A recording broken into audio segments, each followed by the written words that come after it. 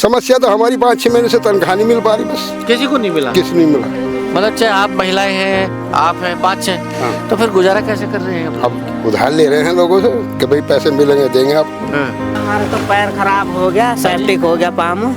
लड़के को सेप्टिक हो रही है। उसका तो इलाज चल रहा होगा काफी। इलाज चल रहा है, लड़की के यहाँ रह रहा है कोटद्वार, उसकी दवाई वही करा रहे हैं क्योंकि अपने पैसे नहीं है। अब कहाँ से करें जब यहाँ मिल ही नहीं रहा है। उसका पैसा जो है बिकने के बाद वो पशुओं को चारा खिलाएंगे।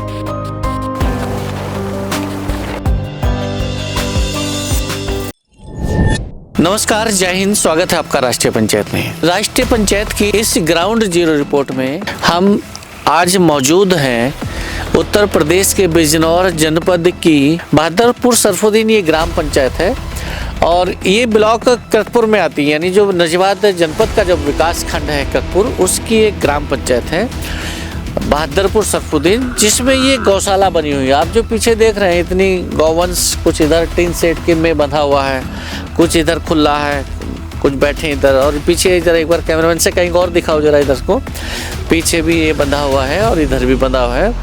और 4 अपने जो साथ में यहाँ मौजूद आप देख रहे हैं 4 व्यक्ति, जो 4, एक महिला भी हैं, 3 पुरुष हैं। ये जो 4 लोग यहाँ लगे हुए हैं, ये इस गौशाला में एक केयर टेकर के रूप में, यानी जो यहाँ गौवंश बंधा हुआ है उनके देखभाल के लिए इनको ड्यूटी पे लगाया गया है।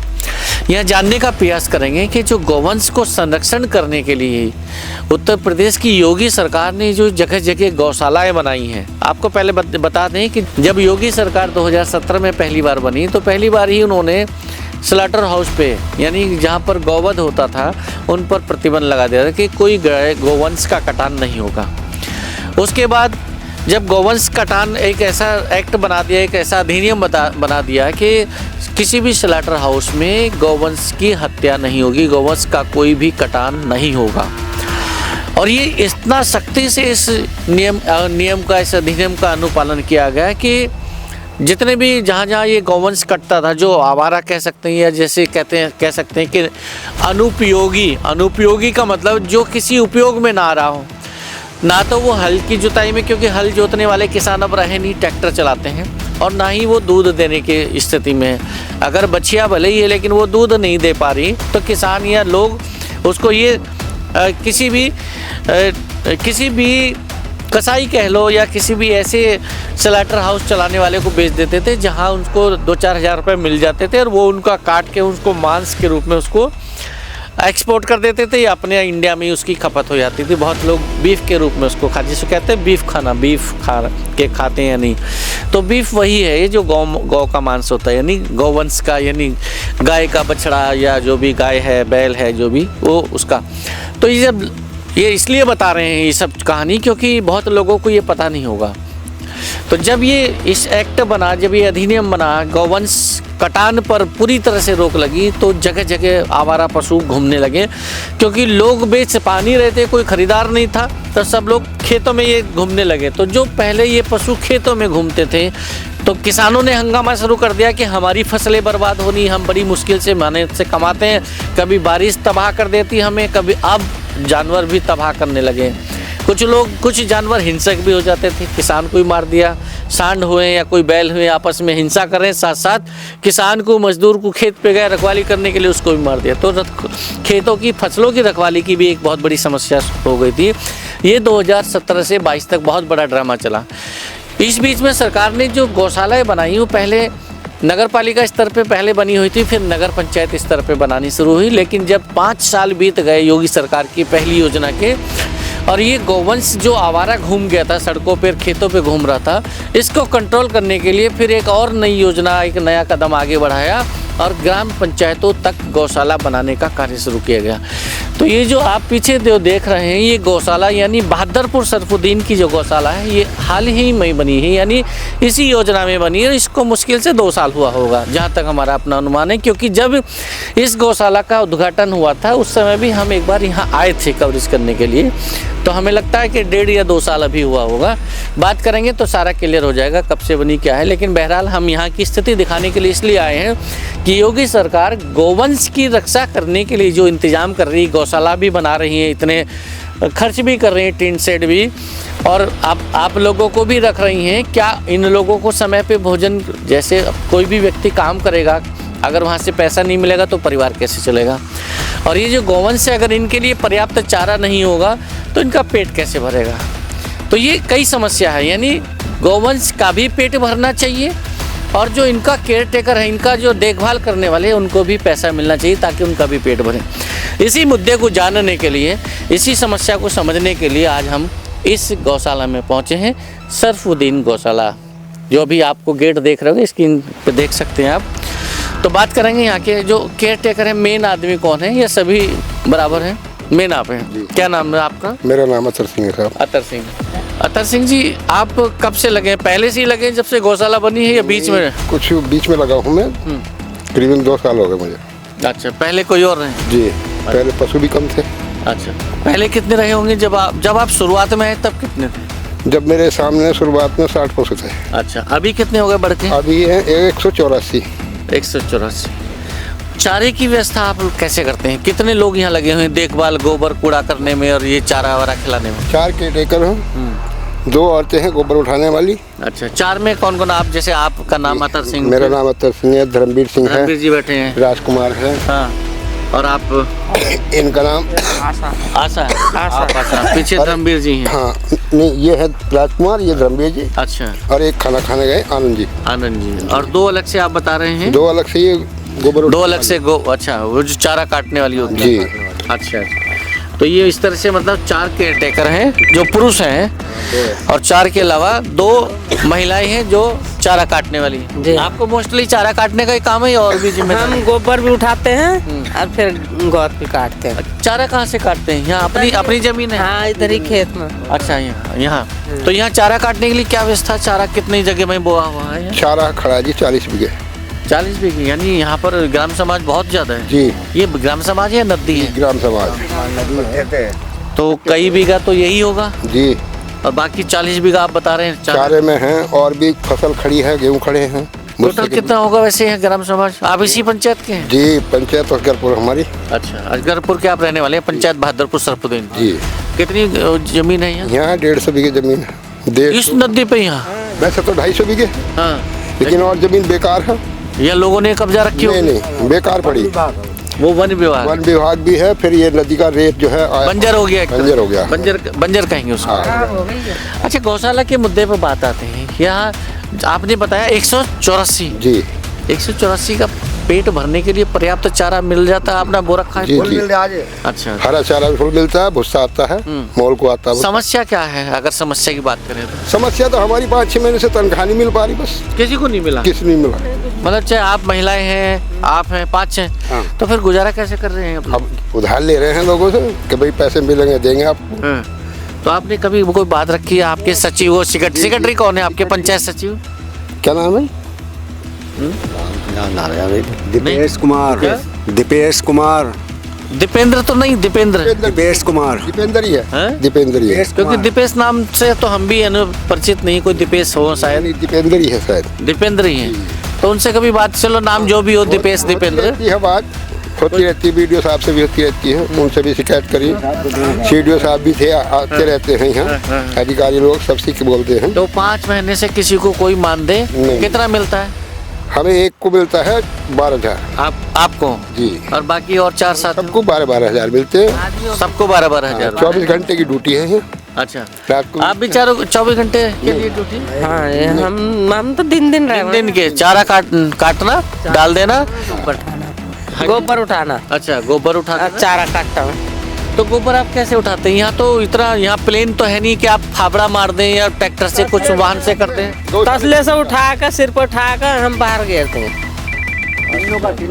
तो ये 184 पशुओं का और सर पे ढोना तो बहुत मुश्किल है 2 महिलाओं के लिए। अंदर अंदर से ठाक जगह जगह पूड़ी लगा रखी, फिर ट्रैक्टर से बाहर कर दें। अच्छा, अंदर से उठाएंगे, हाँ, बाहर डालेंगे, फिर ट्रैक्टर लगा। ट्रैक्टर लगा दें। तो ट्रैक्टर जैसे पानी, एक बार दिखाओ जरा, जैसे पानी भरा हुआ इधर बारिश में, तो अभी भी बारिश मेरे ख्याल से कल हुई थी, कल या परसों, तो ये बारिश के बाद तो यहाँ और ज्यादा पानी, फिर कैसे ट्रैक्टर भी नहीं चलता होगा यहाँ तो? ना, ये इधर से कर दिया था, इधर का इधर कर दिया था, पानी से पर। अच्छा, हाँ, क्योंकि जब बारिश तेज होती होगी बहुत जल भरा हो जाता होगा, या इतना गहरा गड्ढा हो रहा है पानी तो यार निकल जाए। अतर सिंह जी, आप जब यहाँ रहते हैं और मुख्य जिम्मेदारी में हैं आप जी, तो कभी बताया नहीं आपने प्रधान जी से, सेक्रेटरी से कि भाई इसको लेवल कराओ? आप इतनी जगह पड़ी, इतना ट्रैक्टर भी खड़ा है, ये पीछे एक बार ये दिखाइएगा, ट्रैक्टर खड़ा है, यार बुग्गी भी है चारे के लिए, ट्रॉली भी है जी, ट्रॉली भी कहीं से चारा भी लाते होंगे, विकास खंड कतपुर ये लिखा है, एक बार दिखाइए, ट्रॉली पर लिखा है विकास खंड कतपुर, केवल कुछ, अच्छा, कैचर के लिए, कुछ सामान लाने के लिए, ढोने के लिए, जैसे कुट्टी वगैरह होती, कुट्टी मतलब पशुओं का कटा हुआ चारा की बात कर रहे हैं। तो अगर ये इधर और भी कृषि उपयंत्र खड़े हैं, टिलर खड़ा है और मिट्टी का जो पटेला बोलते हैं क्या किसान भाषा में, जी जी, तो उससे तो आप मिट्टी भी भरवा सकते हैं, समतल करा दें तो ढलान हो जाए तो पानी ना रुके। ये तो सर पहले सही था, ये तो नदी आने से हो जाता है सर, हर साल ही हो जाता है पानी में, इतना पानी आता है। तो अच्छा, ये जो बराबर में नदी उधर जहाँ भेड़, एक बार जूम करो, यहाँ पर जो जहाँ भेड़ चल रही है, इस भेड़ से थोड़ा सा मतलब सटा हुआ नदी बह रही है जिसको बोलते हैं मालन नदी, है जी, माला नदी। तो मालन नदी जब उफान पे आती है, यानी बरसात में हर बार जब भी पहाड़ों पे बारिश तेज होगी ये नदी उफान पे आ जाती है, इसको बरसाती नदी बोलते हैं वैसे तो, लेकिन 12 महीने इसमें लगभग पानी चलता रहता है जी। या बरसात में आता पानी? बरसात में आता है, जाड़ों में कम चलता है, कम चलता है, लेकिन बरसाती नदी ही बोलते हैं। हाँ, बरसाती नदी बोलते हैं। चमका चला है। अच्छा, बरसात में बहुत उफनती तो पानी यहाँ बहुत आ जाता होगा। हाँ, देख लो वो कमरों में भर गया था, दीवार, हाँ जी, कमरों में पानी भर गया था बरसात में तो। हाँ जी, पानी था यहाँ। तो फिर कैसी व्यवस्था बनती है चारा आपको खिलाना, इनको चारा ऊपर से ले में बस, फिर तो मोल को आवा बाजार से ही। मतलब सारे इन पशुओं को आप यहाँ से वहाँ कहीं बाहर ले जाएंगे? हाँ, बाहर ले जाते हैं। यहाँ से कितनी दूर ले जाते हैं? वो कौन सा पक्की रोड पर, पक्की रोड से परगू 1-1.5-2 किलोमीटर? हाँ, 1-1.5 किलोमीटर। तो वहाँ कोई खेत लेते होंगे, उसमें फिर घेराबंदी करते हाँ हाँ, 5 फुट से बनामा बाहर से घेराबंदी करके, हाँ? हाँ, और चारे की व्यवस्था? चारे की व्यवस्था वहीं करते हैं, मोल भी आता है। कटा हुआ चारा वहीं खरीद के? हाँ, मोल को आता वाला। तो वो सब जिम्मेदारी फिर प्रशासन देखता है, मतलब नगर ये पंचायत देखती होगी आपकी? देखती है जी, पंचायत देखा और भी आते रहे अधिकारी लोग वगैरह, सब अधिकारी आते तो ये तो बता रहे हैं व्यवस्था। ये पहली बात तो ये है कि नदी, ये जो गौशाला बनी है ये इस नदी के ढांग पे बनी है, और ये बरसाती नदी है, जब भी पहाड़ों पे यानी कोटद्वार साइड से निकली है तो कोटद्वार इसका उद्गम माना जाता है। उद्गम मतलब जहाँ से नदी शुरू हुई है, और वहाँ पर जब भी पहाड़ों पे तेज बारिश होगी इसमें बहुत तकड़ा उफान आता है। बता रहे हैं कि यहाँ बहुत बुरा सारे में पानी हो जाता है, काफ़ी घुटनों तक से भी ज़्यादा ऊपर पानी हो जाता है। कभी पानी यहाँ निकले होंगे तो कितना पानी मैक्सिमम हुआ यहाँ अभी तक? आप देखो जी, आपको तो उतार भी नहीं दिया नदी ने। उतार मतलब उतरे नहीं, आर पार नहीं हुए, मतलब नदी से उधर वाले उधर नहीं, उधर वाले इधर? हाँ जी, कम से कम 1 महीना तक।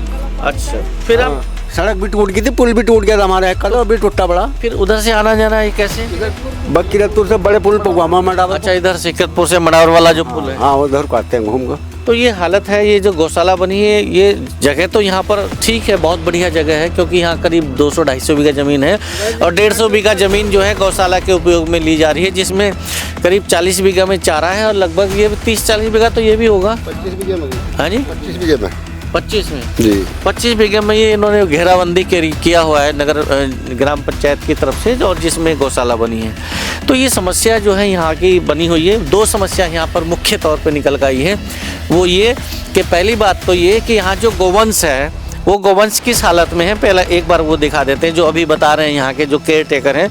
क्योंकि गौवंश परेशान रहेगा, उनके लिए कोई सुविधा नहीं रहेगी, उनका तल समतल नहीं होगा जहाँ पे वो गौवंश बैठता खड़ा होता है, तो इनको ना तो उसको ठीक से गोबर हटा पाएंगे वहाँ का, ना ही वहाँ पर अच्छे से साफ सफाई हो पाएगी। तो ये आप देख सकते हैं पीछे अंदर जाना तो बड़ा मुश्किल है क्योंकि कीचड़ गोबर है बहुत, हमारे भी कपड़े खराब हो जाएंगे। कैमरामैन से कहेंगे एक बार जूम करके दिखाओ वहाँ जहाँ पन्नी फटी हुई लग रही है वहाँ पर कितना गोबर है और ये जल भराव हो रखा है, इधर भी जल भराव हो रखा है। समस्या ये है कि जब तक यहाँ पर अभी यहाँ के जो लोग हैं वो बता रहे हैं कि जब तक ये समतल नहीं होगा पूरा, जिसका ढलान एक साइड को नहीं होगा, तब तक ये पानी यहाँ पर भरेगा और पानी भरने से ना तो ये ठीक से गोबर उठा पाते हैं। यहाँ पर जो महिलाएं लगी हुई हैं केयर टेकर के रूप में गोबर उठाने के लिए, चारा खिलाने के लिए, तो ये समस्या इस तरह की यहाँ बनी हुई रहती है। गोबर जैसे तैसे उठाने में बहुत, और जब बारिश होती है वो तो तब तो बुरा हाल हो जाता है। चलिए ठीक है, वो मान लेते हैं कि बारिश में 1-2 महीना ऐसा इनको काटना पड़ता है कि सारे के सारे पशुओं को यहाँ से खोलते हैं और इकट्ठा करके कहीं बाहर यहाँ से 1.5-2 किलोमीटर अलग ले आते हैं, जो ऊंचा स्थल है, यानी नदी जो है नदी से दूर लगभग 2-2.5 किलोमीटर आगे ले आते हैं पक्के में, और वहाँ घेराबंदी करके इनको 1-2 महीना वहीं पे काटना पड़ता है। अब की बार कितना समय आप लोग वहाँ रहे थे? 3 महीने। 3 महीने काटने पड़े। मतलब आप जून से गए थे या अगस्त जुलाई से? पता कब से गए थे? क्यों अतर सिंह जी कब से गए? जून में गए थे। जून में जी। जब पहली बारिश आई होगी यहाँ उफान आ गया? बारिश से पहले निकल गए, बारिश से पहले निकाल 15 दिन पहले निकल जाते हैं हम यहाँ से। अच्छा, पता होता है कि बारिश आने वाली तो हम बरसात इंतजाम कर जाने ही जाना है। अच्छा, तो कोई जन हानि ना हो जाए या किसी पशुओं की धन हानि ना हो जाए, जी, जी। पशु धन हानि, जी। इसलिए पहले इंतजाम कर लिया। जी जी। तो ये व्यवस्था है, लेकिन 3 महीने छोड़ के जो ये बाहर काट के आते हैं या 2 महीना छोड़ के, बाकी अगर इस जगह को ठीक से व्यवस्थित कर लिया जाए, कोई रास्ता है उसको ऊंचा करके ऐसे कोई तटबंध सा बना के रास्ता पक्का कर लिया जाए। और ये बाउंड्री जो आप देख रहे हैं, बाउंड्री की एक समस्या बता रहे थे कोई कि बाउंड्री वो थोड़ा सा बना हुआ है, बाकी ये तार ये टूटा हुआ है। बस ये तार टूटे हुए हैं, जाल पुराना हो गया है। जाल पुराना, ये खंबे बल्ली सब उखड़ गई। जी जी, ये तो बाद में कर रखा हमने। पहले जाल था, बल्लियाँ नहीं थी पहले ना, बल्ली अब लगाई है बाद में। अब लगाई बाद। साल खराब होते ही लगाया। तो ये हर साल तो जाल ये लोहे की बल्ली उस पे लगा होगा, पलट जाता है सब जाल, ये हर साल पानी से। हाँ, अच्छा, पानी से भी। और इतना आ जाता है पानी। इतनी जैसे, तो फिर तो आपको यहाँ पे जंगली जानवर का भी भय रहता होगा, जैसे गुलदार वगैरह। जी जी। आए कभी गुलदार? हाँ है जी, पिंजरे भी लगे हैं। लगवाए थे हमने पिछले साल। पिंजरे भी लगे हैं। तो 1-2 बार आपने देखा या आए मुकाबला हुआ सामने? हाँ हाँ, मुकाबला भी हुआ। कितनी बार आ गए होंगे इस सीजन की बात करें, 1 साल में? सीजन में तो नहीं आए, हाँ, हाँ। 1-2 बार आए। अच्छा, 1-2 बार इस सीजन में आती है। हाँ। और उससे पहले वाले? उससे पहले बार तो रोज का रिकॉर्ड था। रोज गुलदार आना? जी, रास्ते में बैठना उस आगे, रास्ता आप बंद मतलब करना। उधर से रास्ते में आने में? इधर से जहाँ हम ऊपर ले जाते हैं गौशाला, हाँ। वहाँ आता है। वहाँ करना उधर ज्यादा आता है जी। इधर कम आता इधर है। कम आता है, जाल की वजह से कम आता है। अच्छा, जैसे अभी टूटा हुआ है, बल्ली वल्ली सब टूटी हुई, जी। अब गुलदार आ जाए या आया होगा तो तब कैसे आप लोग बचाव करते हैं अपना या जानवर का? वो तो उठा के जानवर को ले जाएगा। पहली बात तो ये जाल की वजह से आता नहीं है अंदर। हाँ। बाहर रहता है, वो सोचता है कि जाल के अंदर बढ़ूंगा फंस जाऊंगा। लेकिन फिर भी हमारे पास टार्च होती है, बंशी बल्लम होते हैं, उनको डराने के लिए, भगाने के लिए ये करते हैं बस। मतलब इसका अगर एक और संशोधन ढूंढा जाए और पटाखे सटाखे तो वो लगाते क्या हो सकता है और अच्छा उपाय अगर किया जाए? हाँ, इसमें बाउंड्री, हाँ जी, भरान होना चाहिए। भरान भरान, इसका भरान समतल हो जाए, ये समतल हो जाए, बहुत बढ़िया होगा। और ये जो तटबंध लग जाए, यहाँ तटबंध बन जाए ताकि पानी इधर ना आए। हाँ, पावर ना अब पानी उबाल का भरे आ जब हल्का वाला, हाँ। उसमें कुछ नहीं है। तेज बहाव के साथ ना आए। हाँ, तेज बहाव के, क्योंकि तेज बहाव आएगा तो वो बाउंड्री भी तोड़ेगा आपके दीवार बाउंड्री बड़ा रेत पड़ा, देखो सामने पड़ा आपके, सब रेत ही पड़ा है। ये तार सब बाउंड्री सब जाल सब दबा हुआ था, सब दब जाएगा ये। हाँ दबा हुआ था ये तो। अच्छा, और ये समतल हो जाए। हाँ, अभी क्या बाउंड्री इसमें बन सकती है? जैसे अगर बाउंड्री बना दी है तो वो रुक जाएगी? 2-2 मीटर की बाउंड्री बनाकर ना, ईंटों की दीवार, उसके ऊपर जाल लगे। अच्छा, इतनी ऊंची लगभग? हाँ। मजबूत दीवार बन जाए इतनी ऊंची लगभग, उसमें ये जाल लगा, लोहे की एंगल लगा के ऊपर जाल। जाल, तो वो फिर परमानेंट हो जाएगा, टूटेगा नहीं। परमानेंट, वो टूटेगा नहीं। उसमें कुत्ते बिल्ली गिद्दड़ ये जो परेशान कराएं ये नहीं करने के। बच्चे कितने हैं आपके? मेरे 5 बच्चे हैं। तो जैसे सैलरी नहीं मिल रही 5 महीने से, गुजारा? बस जो अपने पैरों पर खड़े हैं, अपने आप कर रहे हैं, हम अपने आप कर रहे हैं। अच्छा अच्छा। बाकी एक रह जान मैरिड, हाँ हाँ, उसके लिए जैसे तैसे करना पड़ेगा। फिलहाल गुजारा चल रहा है। हाँ जी, बस कर क्या करें। हमारा तो पैर खराब हो गया, सेप्टिक हो गया पाम। लड़के को हाँ। सेप्टिक हो रही तो उसका तो इलाज चल रहा होगा काफी। इलाज चल रहा है, लड़की के यहाँ रह रहा कोटद्वार, उसकी दवाई वही करा रहे हैं क्योंकि अपने पैसे नहीं है। अब कहाँ से करो जब यहाँ मिल ही नहीं रहे। सही बात है, मिल नहीं रहे तो दुखी है हम तो ये समस्या है इस गौशाला की, गौशाला बहादुरपुर सरफुद्दीन की, जहाँ पर गौवंश तो परेशान है ही, गौवंश की रक्षा करने वाले जो केयर टेकर हैं, देखभाल करने वाले जो लोग यहाँ लगे हुए हैं वो खुद परेशान हैं, क्योंकि परेशान होंगे भी। चारों तरफ से बाउंड्री की समस्या है, गुलदार की समस्या रहती है, लेकिन सबसे बड़ी समस्या ये है कि यहाँ पर जो गौशाला का जो ये शेड वाला परिसर है, शेड का मतलब कि यहाँ तो नीचे कुछ होगा, कुछ लेंटर जैसे खड़ंजा टाइप का, लेकिन जो इसका परिसर की अगर बात करें, जैसे इधर पानी पीने के लिए पशु आते हैं, गौवंश आता है, तो यहाँ पूरा ये परिसर समतल नहीं है, और इस समतल ना होने की वजह से यहाँ पर जल भराव होता है, पानी की समस्या बहुत खड़ी रहती है।